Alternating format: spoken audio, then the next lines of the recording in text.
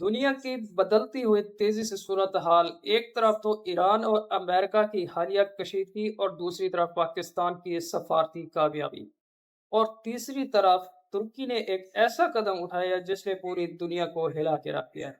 तो नाजरीन, आज की वीडियो में हम उन तीन अहम खबरों के ऊपर बात करेंगे जो आपको सोचने के ऊपर मजबूर कर देंगी।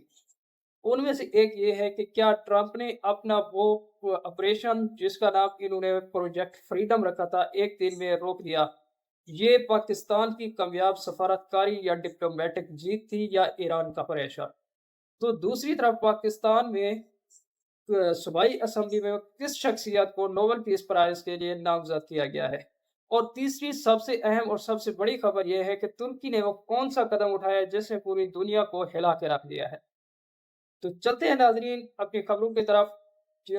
आपसे दरख्वास्त है कि हमारे साथ जुड़े रहिए आखिर तक। वीडियो अगर पसंद आए तो लाइक कीजिए, चैनल को सब्सक्राइब कीजिए, बेल आइकन ज़रूर प्रेस कीजिए ताकि आने वाली अगली वीडियो बर वक्त आप तक पहुंचती रहे। तो नाज़रीन, आज की सबसे अहम खबर ये है कि वो ये है कि अमेरिकन प्रेसिडेंट ट्रंप ने अपने सोशल मीडिया अकाउंट एक्स के ऊपर एक ट्वीट किया है कि जिसमें उन्होंने कहा है कि अमेरिका ने वो ऑपरेशन जिसका नाम उन्होंने प्रोजेक्ट फ्रीडम रखा था, ये ऑपरेशन इन्होंने शुरू किया था स्ट्रेट ऑफ हार्मोज में फंसे हुए वो बहरी जहाज निकालने के लिए जो कि उन ममालिक के थे जो कि हालिया ईरान अमेरिका कशीदगी की वजह से फंस गए थे और ये ममालिक गैर जानबदार रहे थे। तो अमेरिकन सदर ट्रंप ने यह ऐलान किया था कि वो इन तमाम जहाज़ों को यहाँ से सेफ पैसेज देने में, सेफ रास्ता मुहैया करने में उनकी मदद करेगा।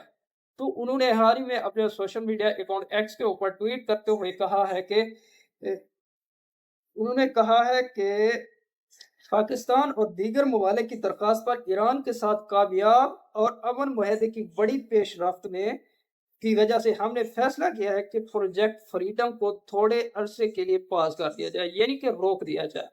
फिलहाल इसमें एक वक्फा दिया जाए, लेकिन ब्लॉकेट जारी रहेगा। उन्होंने जो ब्लॉकेट बनाया हुआ है कि स्ट्रेट ऑफ हार्मूज के बहर ईरान के लिए, ताकि ईरान की कोई भी चीज़ दूसरे ममालिक तक ना पहुंच सके, वो ब्लॉकेट जारी रहेगा। तो सिर्फ उन्होंने अपना ऑपरेशन जो हाल ही में लॉन्च किया उसको रोक दिया है।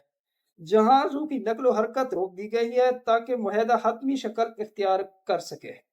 तो नाज़रीन, पाकिस्तान की सफारती कोशिशों का जिक्र तो ट्रंप अपने बयानों में बार बार करते आ रहे हैं। तो पाकिस्तान की ये बहुत बड़ी डिप्लोमेटिक जीत थी या ईरान का दबाव। नाज़रीन, आप इस बारे में क्या सोचते हैं? अपनी राय कमेंट सेक्शन में ज़रूर दीजिए। नाज़रीन, दूसरी खबर यह है कि पाकिस्तान के सूबा सिंध की सूबाई असम्बली ने एक करारदाद मंजूर की है जो कि पेश कर दी गई थी MQM के एक रुकन की तरफ से। वो करारदाद ये थी कि पाकिस्तान के फील्ड मार्शल जनाब आसिम मुनैर को नोबेल पीस प्राइज के लिए नामजद कर दिया जाए। और इससे पहले पंजाब असम्बली ने भी पाकिस्तान के वजीर आजम मियाँ मोहम्मद शहबाज शरीफ और पाकिस्तान के फील्ड मार्शल जनाब आसिम मुनैर को नोबेल पीस प्राइज देने की हिमायत की थी। तो नाज़रीन, चलते हैं तीसरी खबर की तरफ जो कि सबसे ज़्यादा सनसनीखेज़ है जिसने दुनिया को हैरान कर दिया है। तीसरी खबर ये है कि तुर्की ने अपने साल 2026 में इंटरनेशनल सतह पर होने वाले डिफेंस एक्सपो में एक ऐसा मिसाइल पेश किया है जिसका नाम यल्दरम बताया गया। ये एक कॉन्टिनल बैलिस्टिक मिसाइल है, यानी कि बैनुल बरा आज़मी मिसाइल है जिसकी रेंज 6000 किलोमीटर तक बताई जाती है। और ये तकरीबन मैक 15 की रफ्तार से इसकी स्पीड है और ये 3000 किलोग्राम तक पेलोड ले जा सकता है। याद रहे, तुर्की नेटो का भी हिस्सा है। इस लिहाज से जिन्होंने अपना एक्सोफो में अपना जो मिसाइल पेश किया है, इस मिसाइल की रेंज में यूरोप का बहुत सारे ममालिक आ सकते हैं और इसकी रेंज में एशिया के भी बहुत से ममालिक आ सकते हैं और अफ्रीका तक को ये हिट कर सकता है। तो सवाल ये है कि क्या तुर्की अब चीन, रशिया, अमेरिका के लिए एक थ्रेट बनने जा रहा है या वो ये सब कुछ अपने सेल्फ डिफेंस के लिए कर रहे हैं। तो नादरीन, अगर वीडियो आपको पसंद आए तो वीडियो को आगे शेयर ज़रूर कीजिएगा। मिलते हैं नेक्स्ट वीडियो में नई खबरों के साथ, तब तक के लिए अल्लाह हाफिज़।